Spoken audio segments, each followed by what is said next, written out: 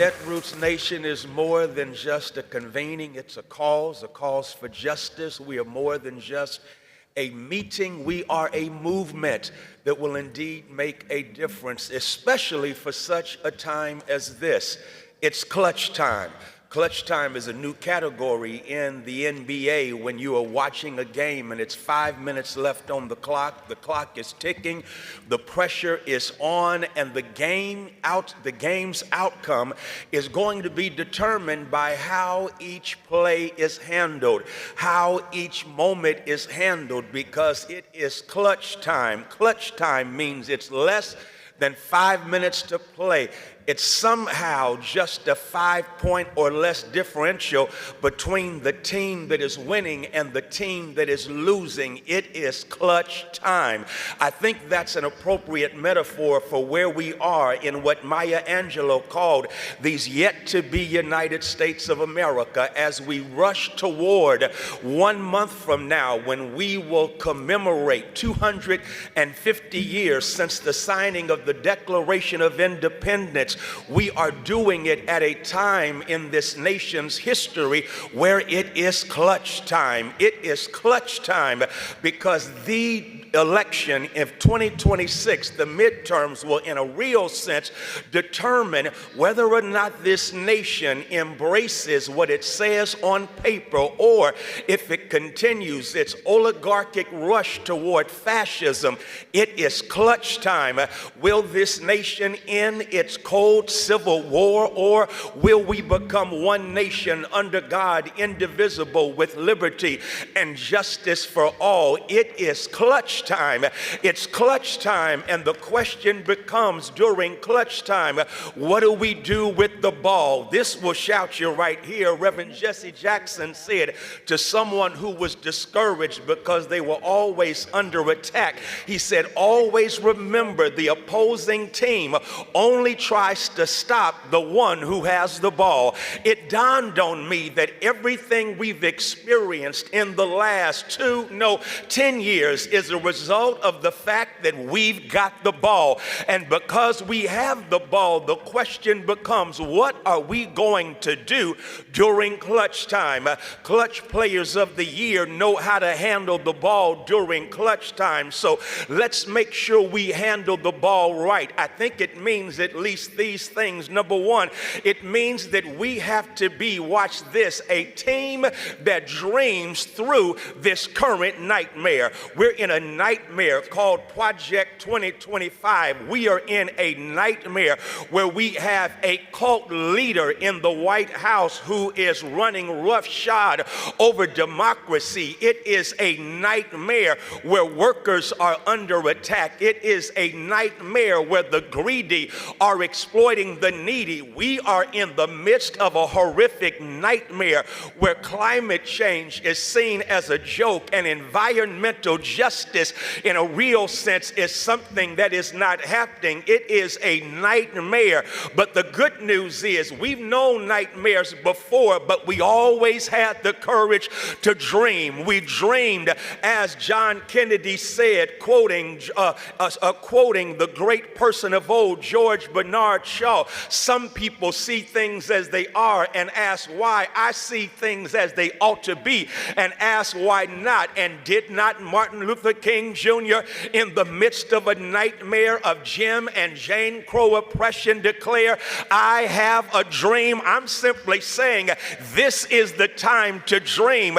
We are living in a nightmare that is a dream for the Epstein billionaire class, and it's their dream that has created our nightmare. So surely we can have a dream if we come together as a team and dream of a beloved community, dream of what liberty and justice for all looks like, as we raise the question in a real sense, remixing Frederick Douglass, the prophet of justice, who said on July 5th, what was it, 1852, when Douglass declared, what to the slave is your 4th of July? May we this July 4th say, remixing Frederick Douglass, what to those who are othered is your 4th of July? What to those terrorized by ICE agents is your 4th of July? What to 140 million Americans who are economically insecure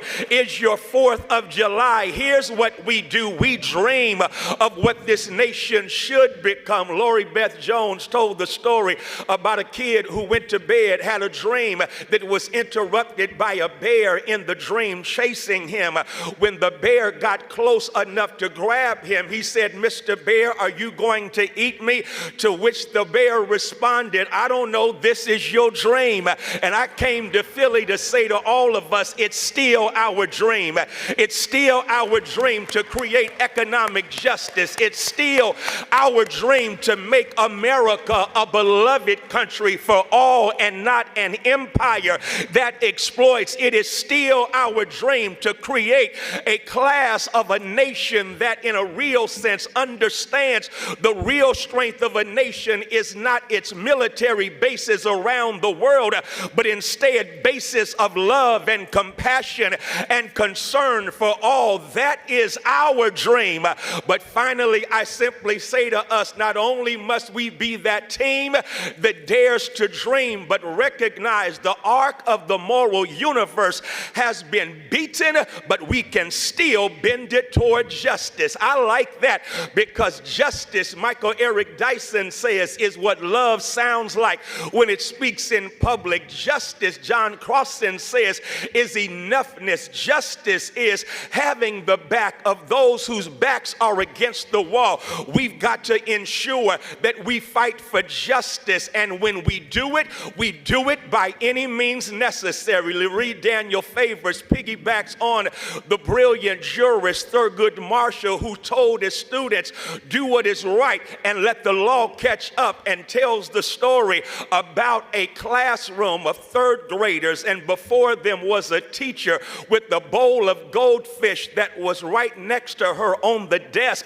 and she said, "I'm about to leave this room. I'm taking this goldfish out of this bowl, and I'm going to go, and if anybody dares to rescue this goldfish, you will be expelled from this school." Imagine the horror of the third graders as she took the goldfish out of the goldfish bowl and water, a structure where it was designed to thrive, and placed it on a structure designed for its demise. When she took the goldfish, it's now flipping and flopping, gasping for air. She exits the room. The students sit there. One of them says, "We can't let the goldfish die," grabs the goldfish, puts it back as they came together. They grab the goldfish, put it back in the goldfish bowl. The teacher opens up the door. "Congratulations, you all get an A," because the lesson of the day was always have the moral courage to do what is right, regardless of the threatening consequences. When we leave Philadelphia, may we have the moral courage of that third grade class, because if they can rescue a goldfish, then we can rescue and redo American democracy. If they can rescue a goldfish, we can create public education that is quality for all of our students. If they can rescue a goldfish, we can bring about environmental justice. If they can rescue a goldfish, then we can fight to end poverty and declare war on poverty and not a war on the poor. If they can fight for goldfish, we can fight to make America one nation under God, indivisible, with liberty and justice for all. How do I know we're going to win? Because we got clutch players in the house. And since we've got clutch players in the house, I guess I'll quote, who is it? Kendrick Lamar. "All's my life I had to fight, but if God's got us, we gonna be all right." We gonna be all right because we are clutch players who are ready for clutch time.